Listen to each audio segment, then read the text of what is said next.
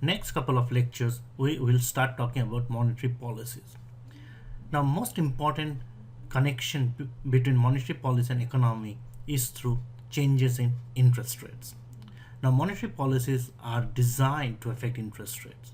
So first we'll start talking about the connection between monetary policies and interest rate. And first we'll start with the motivation from where all is starting. So this is an article that came up in New York Times on August 1st, 2018. The title of the article is Fed expected to keep interest rates unchanged. So let's see what the article is talking about. When the Federal Reserve wraps up its latest meeting, it will likely point to strong economic growth, low unemployment, and rising inflation as reasons to stay on a path of gradually lifting interest rates. It is unlikely, however, to make any interest rate moves Wednesday. The Fed statement may also discuss potential risks from rising trade tensions, but it is almost certain the statement will not acknowledge the recent criticism lodged at the central bank from President Donald Trump. The Fed has already raised rates 2 times this year in March and June. It signaled at the June meeting that it expected to raise 2 more times in 2018. Many analysts believe those links will occur in September and December. The March and June rate hikes followed 3 hikes in 2017 and 1 each in 2015 and 2016. The Fed's key policy rate is now at a still relatively low level of 1.7% to 2%. But it's up from the record low near zero where it remained for 7 years as the central bank worked to use ultra low interest rates to lift the economy out of the Great Recession. The string of quarter point rate hikes is intended to prevent the economy from overheating and pushing inflation from climbing too high. But higher rates make borrowing costlier for consumers and businesses and can weigh down stock prices. Trump has made clear he has little patience for the Fed's efforts to restrain the economy to control inflation. So one thing is very clear. So Fed or our central bank do intervene in the economy to affect the growth rate, unemployment and inflation. And the rate they're talking about an interest rate, and particularly they're talking about the federal funds rate, which we will be talking very soon. Now question is how do they intervene? What they do? That's the thing we need to understand.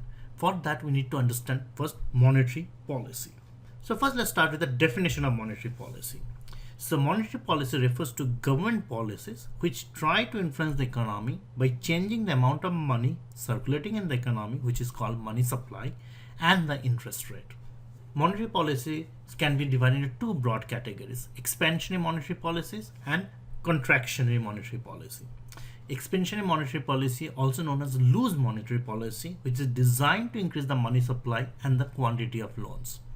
Whereas contractionary monetary policy designed to decrease the money supply and as a result quantity of loans. Now what's the connection between money supply and interest rate? That we'll try to understand. To understand the connection between monetary policy and money supply and interest rate, first we need to understand how in reality things do work. Now interest rate is nothing but the price of using somebody else's money. So when you go to the bank and try to borrow money, they're charging interest rate because you are using bank's money, and that's why you're paying a price. So interest rate is nothing but the price for using somebody else's money. So often people believe, or economists believe, that interest rates are determined in the market for loanable funds. So interest rates are determined in market for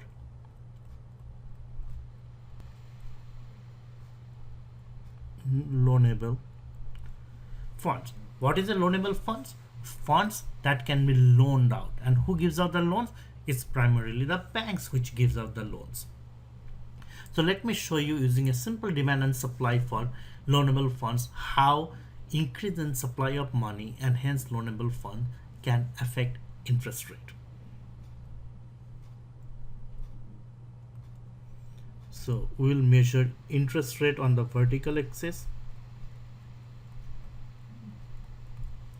and we will measure quantity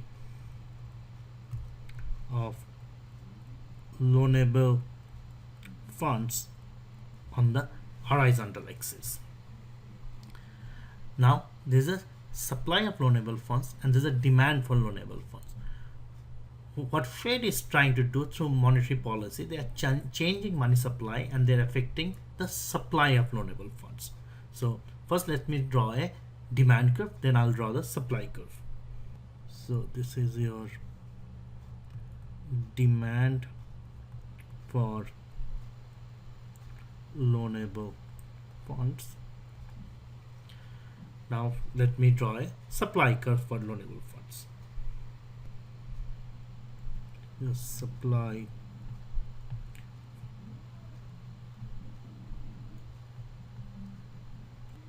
particular diagram, the equilibrium is here where L1 is the amount. So equilibrium is here where L1 is the amount of loanable funds and the equilibrium interest rate, which is also price for using money. Now suppose Fed follows an expansionary monetary policy, which means that they're increasing the money supply so that loanable funds can be increased.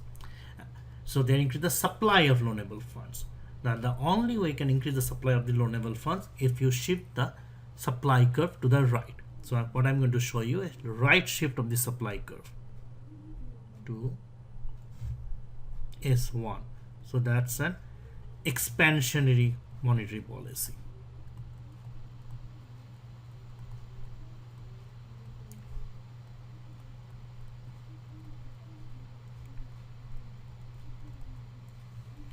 As a result, what happened? We have a new equilibrium. Loanable funds increased from L1 to L2. Look at what happened to interest rate. Interest rate decreased to I1. So interest rate declined. So under expansionary monetary policy, increased money supply will lead to lower interest rates. Now let's do a contractionary monetary policy when they reduce the supply of loanable funds. So which means a left shift of the supply curve. So which is S2. So that's an contractionary policy. As a result, new equilibrium is here, L2, and your interest rate is here, I2. So interest rate increase. So your loanable fund decreased, your interest rate increased. So it is called contractionary monetary policy, where you decrease money supply and higher interest rates. So by controlling money supply, what Fed is trying to do, they're controlling the availability of loanable funds and in the process controlling the interest rate. Now if banks have a lot of money to loan out, that means they can loan out at a cheaper rate, so they will charge lower interest rates. On the other hand, if bank does not have a lot of money to loan out, they'll start charging a higher rate. That's a simple logic of demand and supply. Now, how does central bank raise interest rates, or how they control all this? They primarily do it through open market operations, which we talked about before. And by open market operations, they try to affect the bank's reserves and as a result, supply of loanable funds. Mind you, banks would like to loan out as much money as they can. Now, what interest rate banks or central banks are trying to affect? To understand that, let's first talk about something called the federal funds rate. Now, Federal Reserve has since 1995 established its target federal funds rate in advance of any open market operations. They have a target rate, and that target, often called federal funds rate, is the interest rate at which one bank lends to the other bank. Often as a bank, you would like to borrow money from another bank, and the interest rate that one bank charges to another bank is called federal funds rate. Now, why they do it? Often banks need additional money for short-term reasons. So you might be Citibank and you need a money, say $100 million for overnight loan. You have the option to go to Fed and borrow at a discount rate, or you can go to a sister bank, say Bank of America, and borrow at a federal funds rate. And typically federal funds rates are below the discount rate, and that's why as a Citibank you will try to borrow from the Bank of America. If you go to Bank of America, they'll charge you federal funds rate. Now what Fed tries to do, they try to affect that federal funds rate through their monetary policies. If open market operations do not meet the Fed's target, the Fed can supply more or less reserves until interest rates do. So Fed comes up with a target since 1995 with the federal funds rate, and they will keep on tweaking the money supply through open market operations to reach the target rate. And during the recession, this target rate was close to zero.